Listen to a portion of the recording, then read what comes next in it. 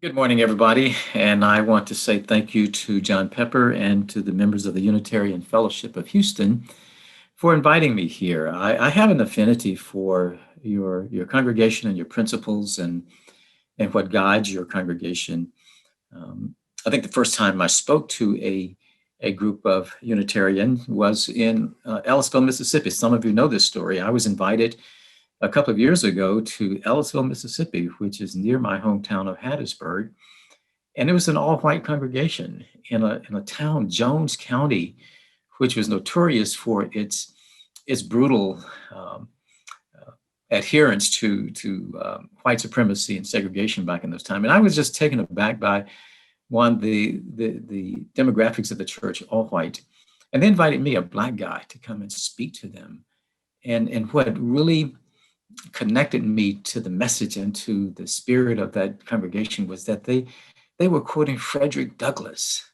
I mean, Frederick Douglass is one of my heroes. And I said, I know I'm in the right place. Now, when someone is quoting Frederick Douglass, the church, the mainline Protestant churches, Catholic churches, they don't quote Frederick Douglass. And I thought, yes, this is good. And it's just been delightful. And I've appreciated the opportunity to speak to you because, again, I think I have an affinity to your goals and your values and your principles. Also, when you began the service with one of my favorite songs, What's Going On by Marvin Gaye, that song, he was very prophetic in his writing of those lyrics and the singing of that song. And it has a special place for me. And so I appreciate that as well. Well, the topic that I want to talk about is called Jim Crow 3.0. And you've heard some people talk about Jim Crow 2.0. I actually think it's Jim Crow 3.0. So I'm going to walk us through those periods in our history. And keep in mind that there was no clear delineation or line of demarcation where one Jim Crow period started and the next one ended and so forth. It all kind of comes together. There's a common thread among them all. The dots are connected. The times and the events may have been different, but the mindset is the constant among those. And I'll talk a little bit more about what that mindset is. But let me start with Jim Crow 1.0, which I think began in 1619 when the first enslaved Africans were brought to the Jamestown, Virginia colony. and unleashed, and just an avalanche of brutality was unleashed on those individuals. They didn't come here as immigrants. They didn't come here as tourists. They came here as, and not even as indentured servants. They came here as enslaved people with no rights. Their language was taken away from them. Their culture was taken away from them. Their foods were taken away from them. Their religion was taken away from them. And they were brought to this country for the express purpose of enriching the lives of wealthy people, to grow the economy of the colonies, and thus grow the economy of this fledgling, soon-to-be nation called the United States of America. So that's when it really got started. Now, some historians will tell you that it started before 1619, but I just want to use that as a jumping off point of 1619, when the first enslaved Africans came to this country. And all during that time of enslavement, you know the stories. You've heard of the just the brutality that was visited upon those individuals who had lost their freedom, selling and trading human beings, breeding human beings for one purpose, and that is to produce more enslaved people, branding individuals, cutting off their tongues so they can't speak. You know, all those things that went on that just spoke to the evil of white supremacy and the evil of, and it wasn't called Jim Crow at that time, but that's what we'll call it. It was just the evil of Jim Crowism. Now, moving fast forward to the period of, there was a war fought over that. We know that. There was a war, it's called the Civil War. Folk in the South like to call it the War of Northern Aggression. And that's a way of trying to gaslight us and have us think that, no, this wasn't about slavery, it was about Northern aggression. No, it was about slavery. Because in the Articles of Secession from the Union, the Confederates actually had that in their documents, that they were seceding from the Union because of slavery. And over 500,000 people were killed as a result of that Civil War. And once it ended, there was something called Reconstruction. And we're right in the middle of this Jim Crow, this first Jim Crow era. And this was a time when Black elected officials there were just lots of them. I read someplace there were over 2,000 Black elected officials, public officials in this country, because during Reconstruction, the US government declared through amendments, 13th, 14th, and 15th amendments, that Black people are now free and they have the right to participate in all aspects of our government and our democracy. And Black people could vote, and Black people ran for office, and Black people were, as I said, over 2,000 were elected to public office. Now, here's where the pushback comes. And this is the thread that you're going to see throughout this, because Reconstruction became a threat to the white Southern way of life. These white Southerners, these segregationists, these white supremacists, these white nationalists, they just could not fathom and could not accept this notion that Black people now their status has been elevated to be equal to theirs. That just didn't compute for them. They had to push back on that, because again, it was a threat to their way of life. So they came up with these Black codes, and these Black codes were intended to further suppress and oppress Black people and turn back the hands of time. Because if you study your history, you know that Andrew Johnson, who took over after Kennedy's assassination, he was not that vehemently opposed to slavery. So he was convinced by these Southerners to go easy on the South and not be so stringent with their requirements for Reconstruction. So gradually there was this erosion of the protections and the rights of Black people during the Jim Crow era. The federal government turned a blind eye to it, and the white segregationists in the South, they took that as a wink, wink, nod, nod to just go ahead and do what they've been doing, which is to push back against what they saw as a threat to the white Southern way of life. Now, I know I'm repeating myself, but they saw this as, we just cannot have Black people in this country having equal status to white. So they came up with this thing called poll taxes and literacy tests as a way of thwarting the efforts of Black people to participate fully in this democracy. And quite honestly, the poll taxes and literacy tests, they remained from that period all the way up into the 1960s, just to show you how ingrained and how entrenched that mindset was during that time. So we saw this backlash, again, these black coats and these lynchings. And then you fast forward to the early 1900s, you began to see these monuments and statues being constructed and erected around the South. And it was not, ostensibly, it was to pay homage to the fallen Confederate soldiers, which to me is, that's traitorous. I mean, that's being, we wouldn't think of putting a statue up to Hitler or to Mussolini or to anybody who's gone to war against us. But for some reason in the South, it was okay to pay homage to people who had gone to war against the government of the United States of America. So these statues were built to do that, but they're also being built to send a message to anybody who was thinking of resisting this backlash to Reconstruction. They were intending to send a message that, as we used to hear in the South all the time, the South shall rise again. And these statues and these monuments are symbolic, and they are visual reminders that we're still in charge here, and you better get on with the program.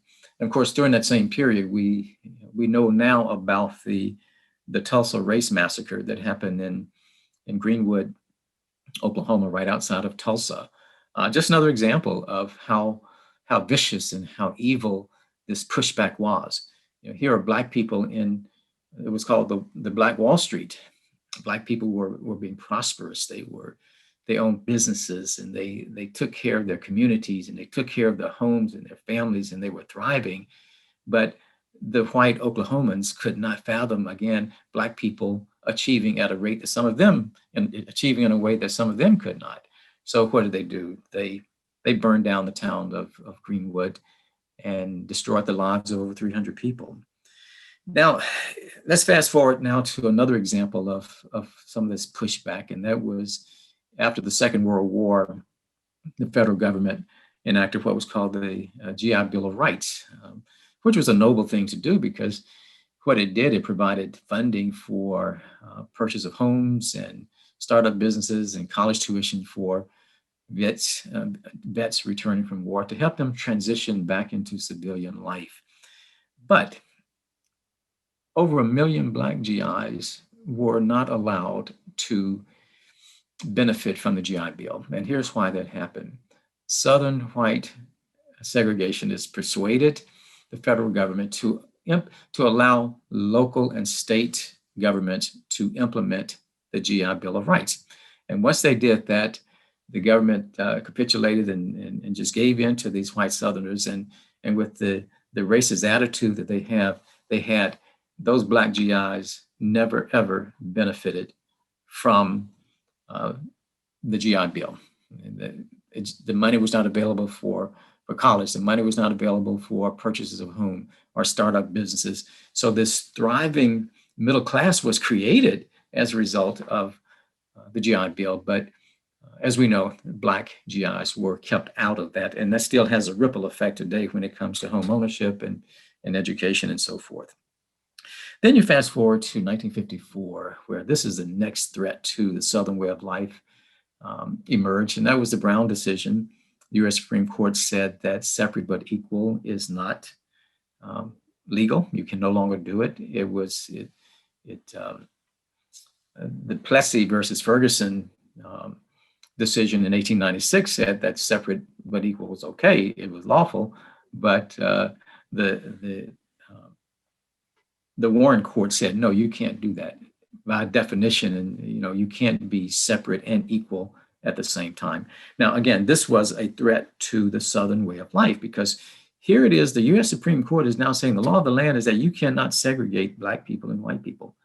Even though those amendments, the 13th, 14th, and 15th Amendments, they had given Black people rights to vote and so forth, and they used these tactics to thwart those efforts. So these individuals, they said, no, we can't do that. We can't have Black people and white people going to the same restaurants. We can't have them going to the same schools. We can't do that, because Black people will want to think that they're just as equal and as entitled to the rights in this under the Constitution as we are, and that was a threat to them. So one of the ways in the South that they responded to that perceived threat to their way of life, in Mississippi, for example, up until the time of the Brown decision in May of 1954, Mississippi had had on the books illegally compulsory school attendance. And most states and most counties, most school districts have compulsory school attendance laws, which says that by law, you have to go to school. If you're school age, you have to go to school unless there's some extenuating circumstances. Well, Mississippi repealed its compulsory school attendance law because their message was, we'd rather kids not go to school at all than have to have Black kids and white kids go to school together. And you can just imagine, the stupidity of something like that and how that has contributed to the legacy, the pitiful, disgraceful legacy of Mississippi still being one of the poorest states in this country because of that type of attitude. Mississippi also created what was called the Mississippi Sovereignty Commission. And this was by statute. The Mississippi legislature passed legislation, enacted into law, the Mississippi Sovereignty Commission, whose express statutory requirement was to do everything it could to resist integration. And they did. They did everything they could. And this was taxpayer money going towards this effort to resist integration. If you Google it sometimes, the Mississippi Sovereignty Commission, it's strange. It's hard to imagine. I guess it's not because I was around during that time. It's hard to fathom how people were that afraid to allow Black people to become full citizens of this country. So the Sovereignty Commission stayed intact for a long time. What they would do was collect intel on people, anybody who was connected to the civil rights movement. They would create these files and folders and dossiers on them and would compromise them, would buy them off, would have phony charges so that they could, again, thwart the efforts of integration. Now, let's move up to what I call Jim Crow 2.0. Again, keep in mind, there are no clear lines of when one ended and the next began. There's no clear line of demarcation or delineation here, but I choose to look at the Civil Rights Bill of 1964 and the Voting Rights Act of 1965 as two examples of, again, a perceived threat that whites had for their Southern way of life. The Civil Rights Bill 64 says you cannot have segregated restaurants, you cannot have segregated buses, you can't just have segregation based on race, you cannot discriminate based on race. And then the Voting Rights Act of 1965 did a number of things. It required those Southern states, former Confederate states, that if they wanted to change the voting laws, it had to have pre-clearance from the U.S. Justice Department, because the federal government did not trust state and local officials to be fair and to be constitutional with their election laws. And of course, we're seeing that happening all over again. But the threat, this was a threat to their Southern way of life. Now, here's another part of the pushback to all of that, was Richard Nixon's white Southern strategy that he created in 1968. Now, again, 3 years prior, the Voting Rights Act was passed. And there were lots and lots of white Democrats, Southern Democrats, who were just totally, alienated. And they didn't want to be a part of the Democratic Party anymore, because they saw nationally John Kennedy and Hubert Humphrey and Lyndon Johnson. These were the spokespeople. These were the faces of the Democratic Party, and they didn't want to be a part of that anymore. So what Richard Nixon did said, okay, if you're that unhappy with the Democratic Party, you white Southern segregationist racists, come to the Republican Party. We welcome you. We will embrace you. We'll build this big tent and have you come in, and you can still carry your message of hatred and racism, and we welcome you. So that was in 68. And then from that point up to the present time, we see this marriage, this what I would call an unholy marriage between white Southerners, segregationists, and the Republican Party. And that's what Nixon was able to do. And it's still in force. And you look at a state like Texas, where all of the elected officials at the state level are Republicans. And that's going to be around a long time. When you add gerrymandering and voter suppression laws, that I think Nixon would smile down and say, yeah, he did exactly what he wanted to do. And that was to bring in white segregationists and racists into the Republican Party. Now I want to move to Jim Crow 3.0, and that's our more current time.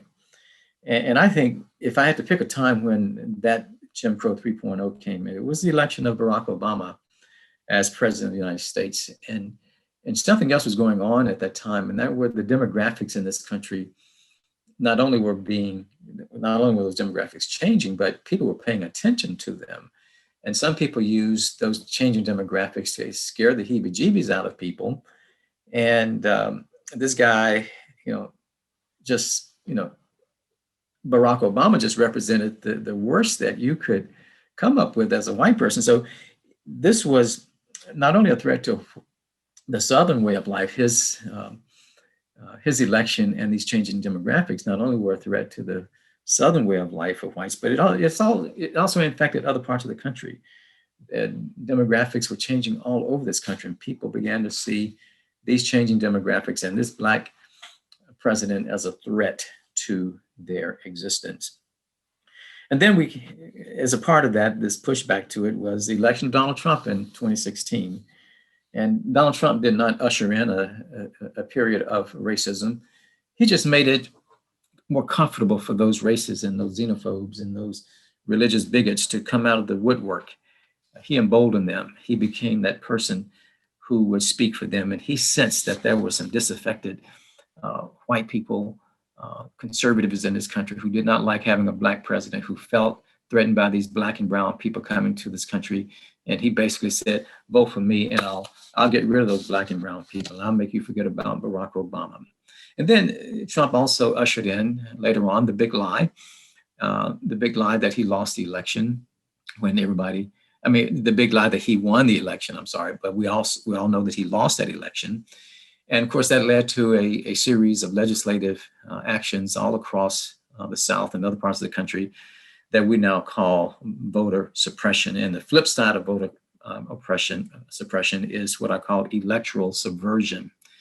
And with the electoral subversion, not only are they trying to suppress the vote, but once you cast your votes, the legislation enables state officials, if they don't like the way the election is going, they can pull those electors out and say, we will substitute our judgment for those of the local people. So that kind of thing is continuing. Texas, of course, is still struggling with that. But I think I admire those Democrats who left the state, those 50 some odd Democrats who left the state just to send a message. And I pray that the John Lewis Civil Rights Act and the House Bill 1, they do get passed. I think the Democrats from Texas really put everybody on the spot, and they did something that's very courageous. So we have to vote. We can't allow anybody to take that away from us. And we have to be very vigilant as we go out and be very discerning when we are beginning to cast those votes. And I'll just conclude with this. I'm afraid for my country. I'm afraid for my community. And I'm afraid for our constitutional democracy.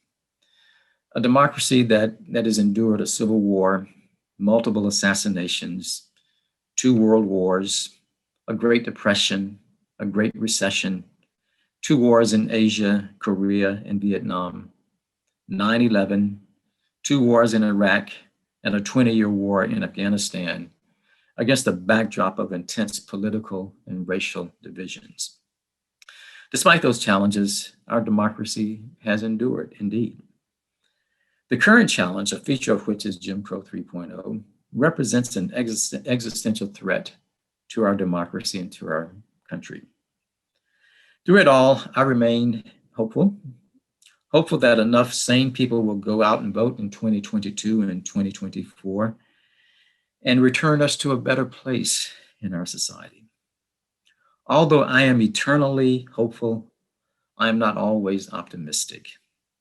And I say that because as I observe the forces of authoritarianism, fascism, and white supremacy, they're strengthening and not weakening. And that bothers me, and I think it bothers you as well. But I invite you to join me in bolstering and strengthening both your hope and your optimism by embracing and internalizing a quote from Mahatma Gandhi. And these are his words. When I despair, I remember that all through history, the way of truth and love have always won. There have been tyrants and murderers, and for a time, they can seem invincible. But in the end, they always fall. Think of it, always.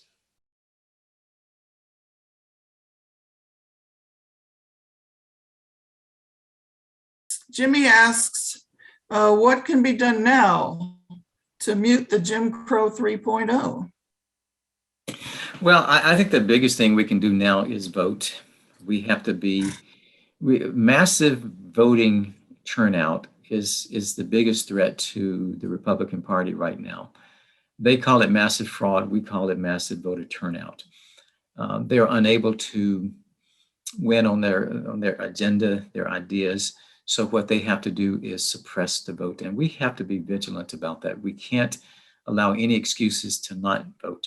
And we also have to elect people, put people into office who will put brakes and put up the guardrails, if you will, on these efforts by these politicians to turn back the hands of time to promote and perpetuate this Jim Crow 3.0 that could very well be a 4.0 on the horizon if we don't manage this and take care of it and stand up for our democracy. Okay, here's a question from Diane. She says, what gives you hope for passage of the John Lewis Voting Rights Act? I think Senator Schumer, I think is, and I trust Schumer and Pelosi. I think they're masterful at politicking and getting things passed. I'm hopeful that they will do that. Right now, everybody's distracted with what's going on in Afghanistan, COVID, and so forth. But I think never underestimate Nancy Pelosi and Chuck Schumer as they put the pieces together. I think those brave, courageous Democrats from Texas who went there and sacrificed so much. I think that message spoke. It was a loud and clear message to those in power in DC. Okay, the ball's in your court. We have sacrificed. We have stood up. We have shown courage. Now it's your turn to do that. That's my hope. Okay, here's a question from Ron. Do you think the filibuster will be overturned? What's plan B? I don't think the filibuster will be overturned because we don't have enough Democrats. We have Joe Manchin and Sinema from Arizona who won't support that. I think what they're trying to do is have sort of a carve out, an exception to the filibuster rules, somewhat like Mitch McConnell did when the Supreme Court justices. He just said, we're not going to have a filibuster. We're just going to do 51 votes is all you need to win. And I think the Democrats will have to come up and do something similar to that because the majority they have now, the one seat majority, if we don't get this thing right in 2022, man, it scares me. So I'm trusting that they will get it right. And of course, there will be lawsuits, and the U.S. Supreme Court we know is dominated 6-3 by conservatives, and they could very well overturn the John Lewis Voting Rights Act just as they've gutted the Voting Rights Act of 1965. That's why voting matters. Elections have consequences. After the murder of George Floyd, there was such a renewed interest in people pushing back against racism. I was very hopeful about that, but I'm not so much now. It doesn't seem to have made enough of a difference. I share some of your concerns, but I'm slightly more hopeful. I see young people, this generation Y or whatever letter they are right now. I think they were turned on and they turned out for after what happened to George Floyd. My concern is that some of them saw that as performative, that it was popular. It was a cool thing to do, is to go out and march against racism. But they have to follow that up with actions and vote and encourage their parents to engage in conversation. I mean, that's the big thing. We have to talk about this stuff, folks, and we don't want to talk about it. It's true, except maybe for Emmanuel Acho. Okay. Anybody else got the question? Please type it in the chat. Comments? Ideas? From Gary. Gary has something. We come together as a nation. If so, what one thing can we do? Well, we did that. What can we do now? I think we talked about that a little bit already. Can we come together as a nation? We need to. I think we can succeed. We have an opportunity to do so. There are about 30% of this country that's this rabid right-wing base. Only 30% of them, and they receive so much attention. They suck up all the oxygen in the room, it seems. So, but the majority of the people, I think, don't want that. And that's the thing about conservatives that has been a hallmark of them for so long. Conservatives believe that everybody thinks like they think, have their views. Liberals say, I know not everybody thinks the way I think. And I think the conservatives just have this romantic view that they're going to maintain their power. But we have to get out and vote, and we have to put people in office who are willing to stand up and do what the Constitution says we ought to do, and not get caught up in this 30% base. I mean, they're very vocal. They have a very loud mouthpiece with Newsmax and OAN and Fox News. They have a very, very loud mouthpiece there, and they have that right-wing media to support them. And there are people who only watch Newsmax. There are people who only watch OAN.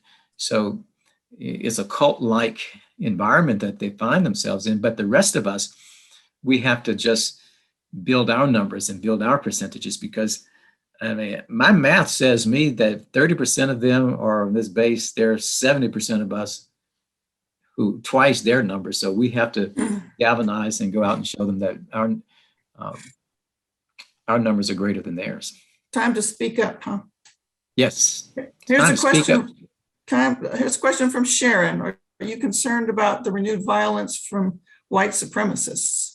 Yes, I am. I think we're going to see that with the 3%ers, the Proud Boys, and Oath Keepers. All these people are emboldened by what happened on January 6th. They are emboldened by what they see as the message from their leaders that Black people and brown people, and now these Afghanis who are coming to this country, are a threat, that these Black and brown and Muslim people are going to come and take your homes and steal your money and take your jobs. And, they're going to do everything they can to demonize these individuals. And then those people who are part of that 30% who are just in this, it's a cult. I mean, that's all I can say, is just they are a cult, and they will do anything to continue that cult behavior. And I'm concerned that, there's going to be more violence.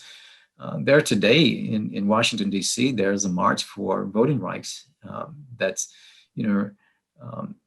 August 28th, 1963 was when we had the Great March in Washington. So today there's a return to that in D.C. to get the government to pass this Voting Rights Act, the John Lewis Voting Rights Act. Here's something from Harold. It seems the pendulum swings depending on who's in office. Can you suggest some readings that will help to educate us and help us educate others? Oh, yeah. Well, I'll just put in a shameless plug for one of my books called Go ahead. Ain't Gonna Let Nobody Turn Me Around. It's my story about the civil rights movement, and some stories that things that I I witnessed, I participated in, observed, and so forth. So I think that's a good start. Um, a couple of books that I've come across recently that you might want to take a look at, and you've probably read them. Robin DiAngelo's White Fragility, and she has a new book called Nice Racism. I encourage you to take a look at that because Wow. this racism thing is something that, as she suggests, it's something that was created by whites. Whites have benefited from it, and the onus is on white people to get rid of it and not leave it up to people like Harris. And it's exhausting. Really, it's exhausting trying to convince white people that you know you've got a role to play here. You have benefited since 1619 from this Jim Crow 1.0, 2.0, 3.0. Okay, it's time for you to step up and start challenging some of these. And even if you consider yourself progressive or liberal, in fact, Robin DiAngelo in her new book said the greatest threat to racial equality is not from the white segregationists, is from white liberals who tend to think, oh, I have black friends. I voted for Obama. I don't need to check myself. I don't need to. Everybody knows how liberal I am. I get a pass. I can even use the N word if I want to. So yeah, those are a couple of books I would recommend. Okay. A shameless plug for mine. Sounds good to me. Okay. Okay. From Jimmy, what kind of police reform do we need? I think we need leadership to start with. We need a better way of vetting and screening people who apply to become police officers. We're seeing so many videos and so many instances of where I think the police are not psychologically, emotionally, mentally prepared to take on the duties of a police officer, and they have to do a better job of hiring people, screening them, and training them. I think leaders also need to return to what used to be called community policing, and not, you see, police can have a servant mentality or they can have a warrior mentality. And a servant or service mentality say, I'm here to service my community and provide services for them and to protect them. When you have a warrior mentality, you look at the gear that these officers, they dress as though they're going to war. You know, they have the vests on and the helmets, and they have about 50 pounds worth of equipment. And that's suggesting them that they're at war. They're at war with our own citizens. So we've got to get a return to a way of police managing their own emotions and managing, and the policymakers, they have to come up with policies that are fair. And this idea of defunding the police, that's not going to happen. That is not something that I would advocate. I just say we need to reform the police. We don't need to defund them. We need to maybe direct resources to a different kind of activity than just purchasing Hummers and all of this war equipment that they spend money on. Okay, from John. Houston is about 40% Hispanic, 30% Black, 25% Caucasian, and 6% Asian. How do the Hispanics fit into this racial equality?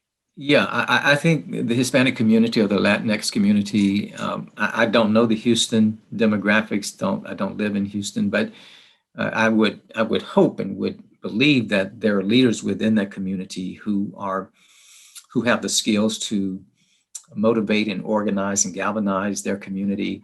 I think in that process, it's so important that those individuals, those groups rather, that have been marginalized for so long, that they coalesce at some point and unify themselves and see that, you know, Black people are not the enemy of brown people and brown people are not the enemies of Black people. We have to look at what is the common enemy here, and that's the ongoing oppression of brown and Black people.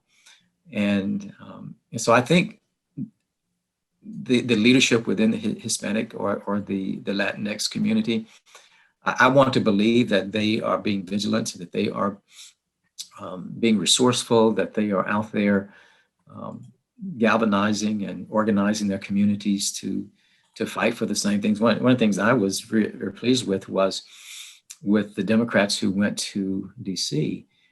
Many of them were Latinx, Latino, and they invoked Martin Luther King. They invoked his name. They invoked John Lewis, and yes, Cesar Chavez also is in that conversation as well. So we just have to figure out how to come together.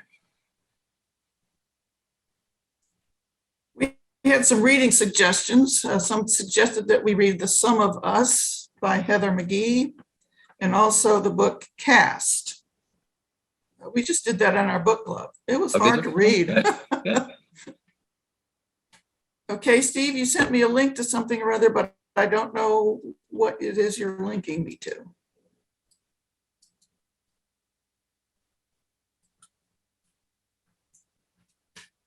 Okay. Oh, I see. There's a document that he linked to. It's in the chat. Thanks, Steve. Yeah. Gary, I've returned to teaching from retirement to make a difference. What one thing would you suggest for teachers that could move us toward a more just society? Oh, boy, that's a good one. I think teachers are, they are frontline workers. They're in the trenches every day. They have so much passion and compassion for our kids, and they get caught up in the tug of war between Texas Education Agency and the commissioner there, who is a political appointee, and doing what they know needs to be done.